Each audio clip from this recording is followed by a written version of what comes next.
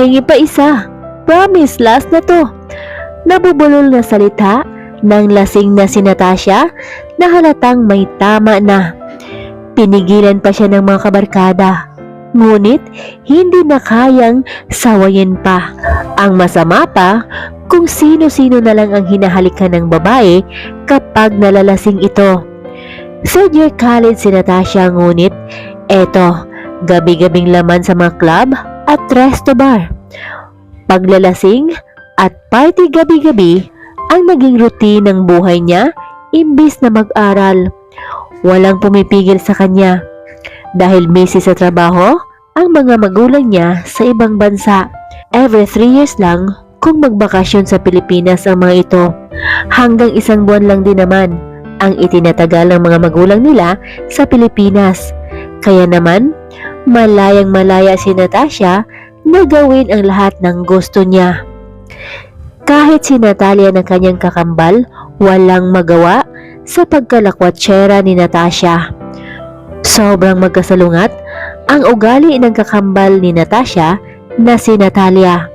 Mahilig mag-aral si Natalia. School-bahay ang naging routine ng buong college life ng dalaga. Bagamat iisang mukha ng dalawa, but they were totally opposite when it comes of attitude. Nagtagpo ang landas ni Natasha at Gregory sa isang bar noong gabing pareho silang mga lasing. Nakahanap ng katapat ang maharot na si Natasha.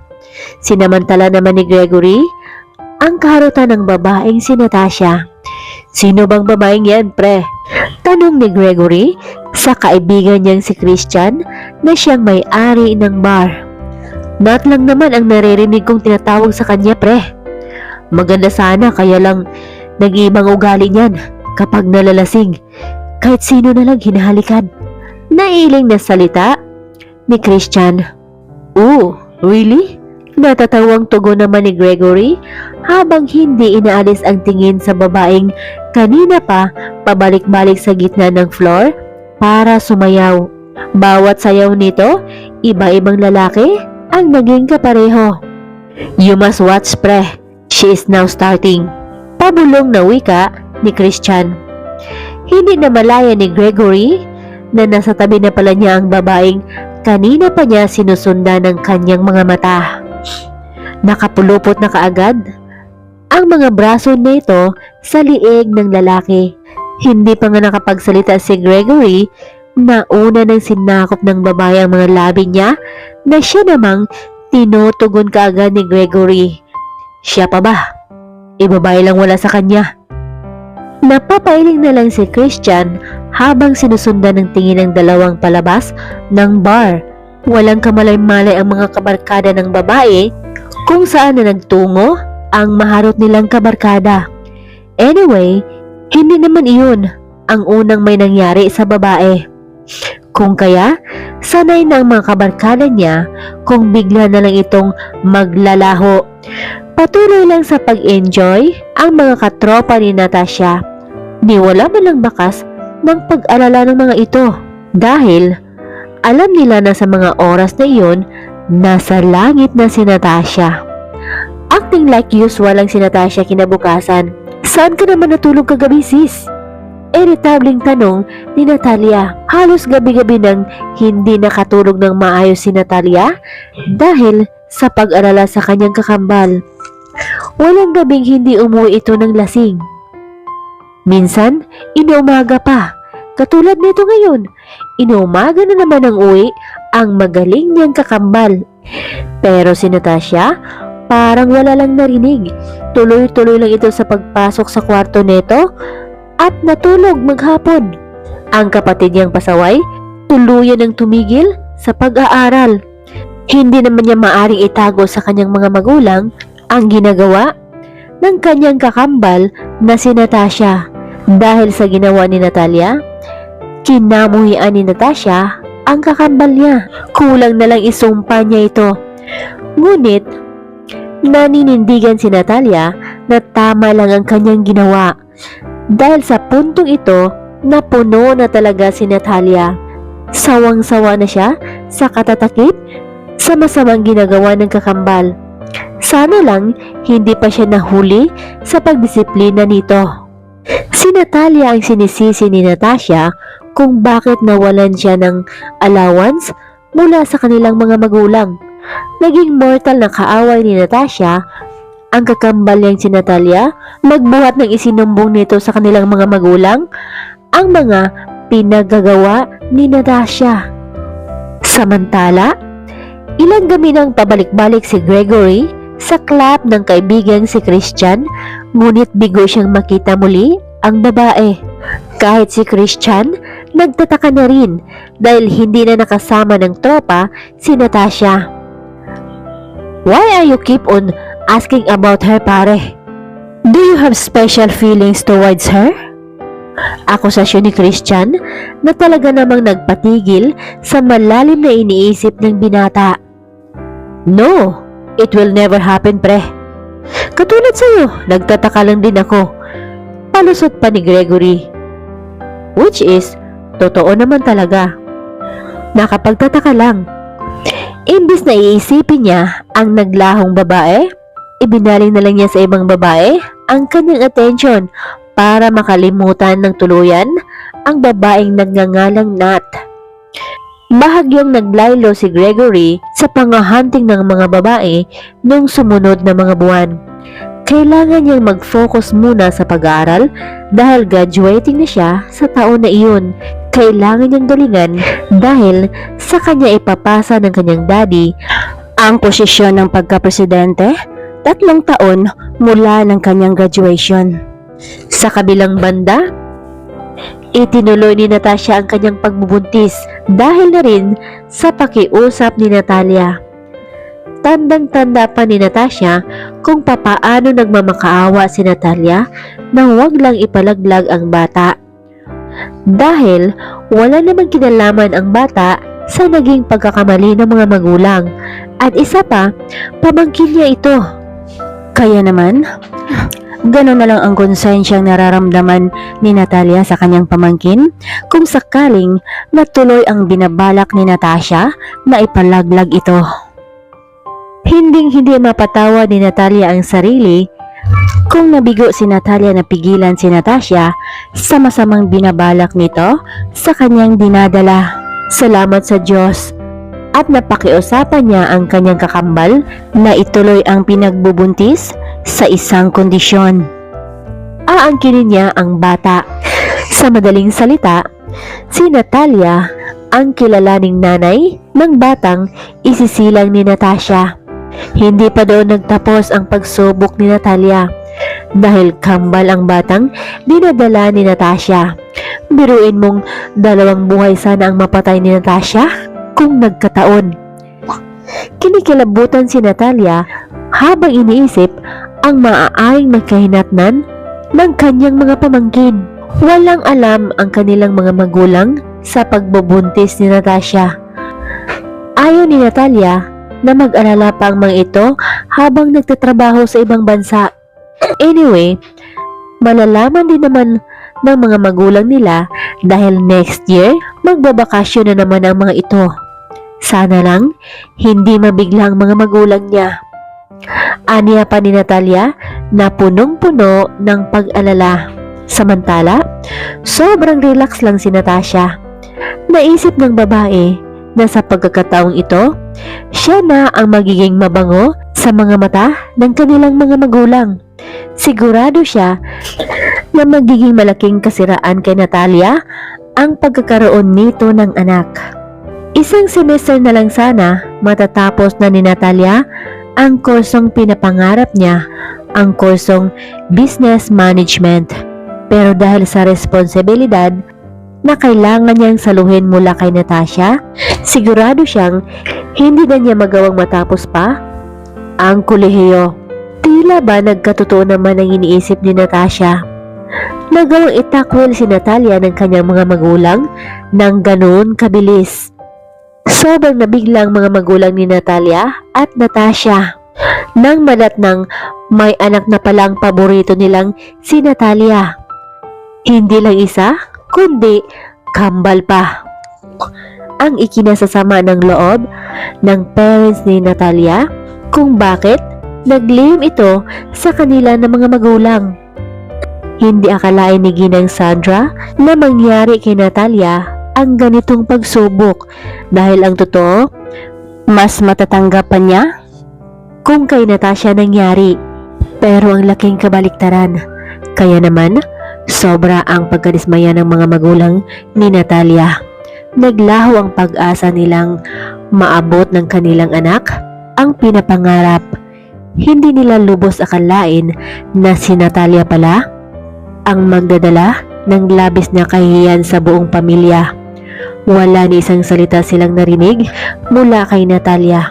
Maluwag niyang tinanggap ang lahat ng paninisi ng kanyang mga magulang. Hindi na siya mag-aksaya pa ng panahon para magpaliwanag at ipagtanggol ang kanyang sarili. Kung kaya, bukal sa loob niyang tinanggap ang pinataw na parusa ng kanyang mga magulang.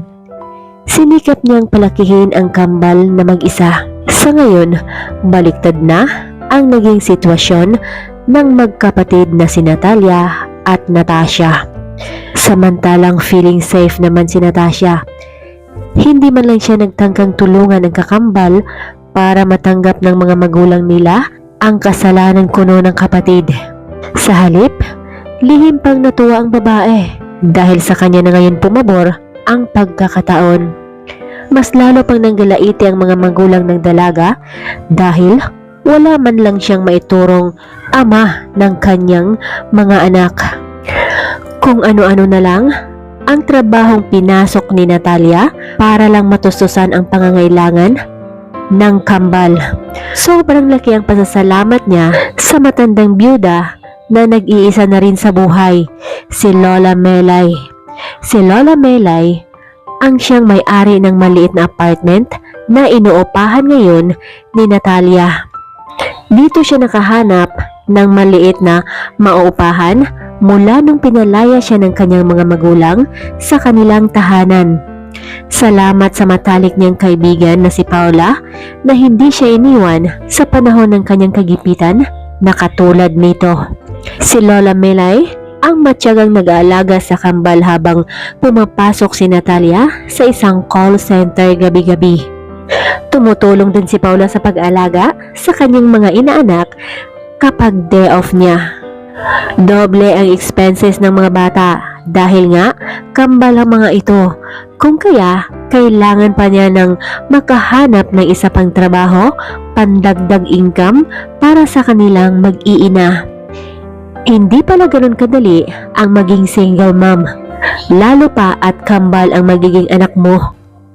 Naisambit ni Natalia na sinang-ayon na naman ni Paula. Sakto day, hiring ngayon sa Del Rio Corporation. Balita pa ni Paula. Hinihikayat niya ang kaibigang mag-apply doon. Galante daw magpasahod ang kumpanyang yun, day.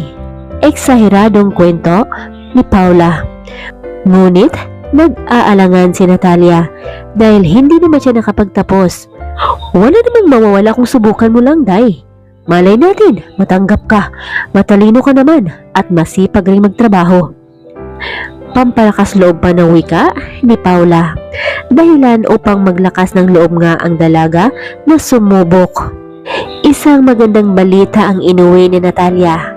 Natanggap lang naman siya sa trabaho. O kita mo? Sinabi ko sa'yo, day. Walang mawawala kung subukan. Masayang wika ni Paula. Kinabukasan, kaagad na nag-umpisa si Natalia sa kanyang trabaho. Gulat ang bumalatay sa kanyang mukha nang malamang siya pala ang magiging sekretarya ng bagong president ng kumpanya. Hindi siya makapaniwala.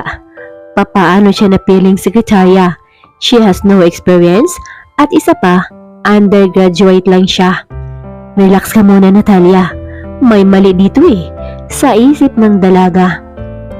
Ngunit hindi nagkamali ang HR. Si Natalia talaga ang pinili ng bagong boss na maging sekretarya niya.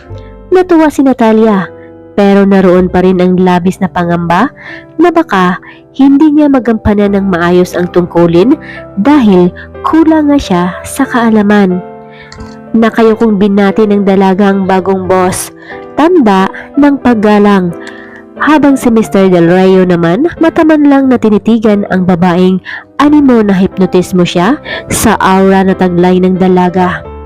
Ganito pala siya kahinhin kapag hindi nalalasing, sambit ng lalaki sa kanyang sarili. Ilang araw nang pumapasok si Natalia bilang sekretarya, na kahit wala man siyang experience sa pagiging secretary, pero hindi naman nabigo si Gregory sa pag-hire sa kanya. Nagagawa ni Natalia ang kanyang trabaho ng higit pa sa inaasahan ni Gregory. Napahanga siya sa galing ng dalaga. Hindi niya lubos maisip na ganito pala kasipag magtrabaho ang babaeng nababaliw kapag nalalasing. More than 3 years nang lumipas, ngunit hindi pa rin nabubura sa alaala ni Gregory ang mukha ng babaeng ito. Pero ang babae, limot na siya. Imposible namang makalimutan siya ng babae nang ganun na lang sa isip niya. Ang babae pa nga nagsabing nag-enjoy siya ng sobra. Tapos ngayon, umaakto itong hindi siya kilala? Imposible. Kaya naman, sinadya niyang dalhin ng dalaga sa club na pagmamay-ari ni Christian, baka sakaling maalala nito ang lugar. Subalit, gano'n na lang ang kabang nararamdaman ni Natalia dahil ang totoo, first time pa lang niyang makapasok sa ganitong klaseng lugar. Abot-abot ang pakiusap niyang huwag nang pumasok sa loob, pero hindi nakikinig si Gregory. Ang nais niya ngayon, mailabas ang tunay na kulay ng babaeng nagpapanggap na isang mahinhin. Mangiyak-iyak pa si Natalia nang pilitin siyang uminom ng kanyang boss. Sa kabila ng pagtanggi niya, napilit pa rin siyang uminom ng alak. Kaya ang nangyari, 2 shot pa lang, lasing na ang kawawang si Natalia. Matapos magsuka, ayun, tulog ang dalaga na siya namang labis na pinagtataka ni Christian at Gregory. Pre, papaano nangyari ito? Naguguluhang aniya ni Gregory. Hindi kaya mali ka? I mean, baka hindi siyang babaeng maharot na naka one night stand mo noon. Alanganing salita ni Christian, baka kamukha lang pre, or baka kakambal. Dagdag pa nito, hindi nakakibos si Gregory. Napukaw ang malalim na pag-iisip ng binata nang biglang tumunog ang cellphone ng dalaga sa loob ng bag nito. Tahasang hinalughog niya ang bag ng dalaga. Late na, baka hinanap na ito ng kanyang kapamilya. Kamuntikan pang nabitawan ng lalaki ang cellphone ng dalaga nang bumungad sa kanyang mga mata ang larawan ng 2 batang lalaki sa home screen ng cellphone ni Natalia. Biglang kumalabog ang puso niya na para bang kulang na lang lumuwa ito sa kanyang dibdib. Nangangatog ang mga kamay niyang ipinakita kay Christian ang larawan ng 2 bata. Pati si Christian, kinikilabutan. 101% kamukha ni Gregory ang 2 mga bata. Hello iha! Bungad ng boses ng isang matandang babae sa kabilang linya. Humingi siya ng tawad sa ginawa niyang paglasing sa kanyang sekretarya. Kung kaya, inihatid niya ang dalaga sa tinitirhan nitong maliit na apartment. Magdamag na dilat ang mga mata ni Gregory. Kung pwede lang na hilahin niya ang oras, ginawa niya na. Atat na siyang makausap ng seryoso ang sekretarya niya. Sobrang naguguluhan siya sa nangyayari. Sa kabilang banda, natutuwa siyang malamang nagkaanak pala sila ni Natalia. Dahil ngayon pa lang, sigurado siya, anak niya ang kambal na batang iyon. Pero kung papaano nangyayaring nagbago ang ugali ng babae pagkatapos manganak, yun ang dapat niyang malaman. 5 AM pa lang, nakapark na ang sasakyan ni Gregory malapit sa apartment ni Natalia. Mahigit 1 oras na siyang nakatambay roon. 6 AM na. Nasa mga oras na ito, alam niyang gising na ang dalaga. Dahil 8 AM ang pasok nito, hindi na siya makapag-antay pa. Kailangan niya nang malaman ngayon din Halos tinakasan ng dugo si Gregory nang makita sa malapitan ang dalawang bata. Lukso ng dugo ang kanyang nararamdaman sa mga oras na yun. Walang mahagilap na dahilan si Natalia kung bakit naparito ang kanyang boss ng ganoon kaaga. I just want you to ask something very important. And please, answer me the truth. Diretsahang salita ni Gregory. Walang idea si Natalia kung tungkol saan. Pero sa pagkakataong iyon, labis ang kabang kanyang nararamdaman. Ganun pa man, tapang niyang pinakikinggan kung ano ang pakay ng kanyang boss. Nagtanong ito kung sino ang ina ng mga bata. Buong tapang naman na inangkin ni Natalia na siya ang ina ng kambal. Dahilan para makahinga ng malalim si Gregory. Ngunit naawang ang kanyang bibig nang sabihin ni Natalia na hindi niya kilala ang ama ng mga bata. What? Paano nangyaring hindi mo kilala ang tatay ng sarili mong mga anak? Naguguluhang tanong ni Gregory. Walang mahagilap na sagot si Natalia, kaya naman mas pinili na lang niyang manahimik. Nahihiya lang siyang sabihin sa kanyang boss na masyado na itong nanghihimasok sa personal niyang buhay. Ngunit ganun pa man, pinalagpas na lang ni Natalia iyon. Patuloy pa rin sa pagtatrabaho si Natalia sa kumpanya ng mga Del Reo. Hanggang sa nakarating na kay Natasha ang magandang balita. Sinayang na naman ni Natasha ang magandang pagkakataong ibinigay ng kanilang mga magulang sa kanya. Hindi pa rin pala siya nag-aral. Bagkus, nilusta lang niya ang pera na pinaghirapan ng kanyang mga magulang sa ibang bansa. Ang babaeng ito, malabo nang magbago pa. Walang interes si Natasha noon na hanapin ang lalaking ama ng kanyang pinagbubuntis dahil ang akala niya pareho lang silang mga pakawala. Kaya naman, ngayong nalaman niyang mali pala siya, kaagad siyang napasugod sa kumpanya kung saan pagmamay-ari ni Gregory. Hindi niya inaakalang magiging ganito na pala ka-successful ang babaerong Gregory Del Reo na naka one night stand lang naman niya noon. Labis ang pagkagulat ni Natalia nang biglang sumulpot ang kakambal niyang si Natasha. Mag-ilang buwan na rin silang hindi na nagkita pa. Nasagot na ang mga katanungang gumugulo sa isip ni Gregory. Si Natasha na ang nagbasag sa mahabang panahong pananahimik ni Natalia. Nais niyang pakasalan siya ni Gregory dahil may anak na nga sila. Magsimula sila ng bagong pamilya kasama ang kambal at ang kawawang si Natalia basta na lang ibabasura ni Natasha. Kitang-kita ni Gregory kung gaano ka magkasalungat ang ugali ng magkakambal. Kaya naman, walang paligoy-ligoy na tinanggihan niya ang alok ng babae. Nangarap ka ng gising, Natasha. Hindi mayayaring magpapakasal ako sa'yo.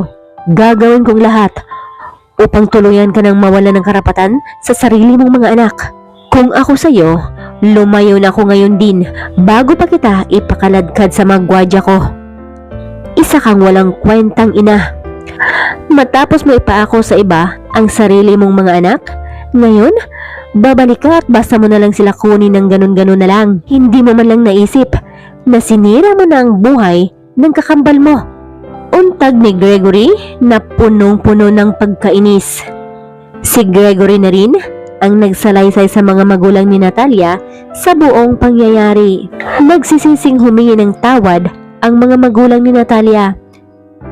Walang anumang tinanggap ng dalaga ng buong puso ang paghingi ng tawad ng kanyang mga magulang. Wala naman daw siyang sama ng loob dito dahil naiintindihan niya ang mga ito. Pagkatapos ng kasal ni Natalia at Gregory, saka naman tinapos ni Natalia ang kanyang pag-aaral. Nagtutulungan ng mag-asawa sa pagpapatakbo sa kanilang mga negosyo.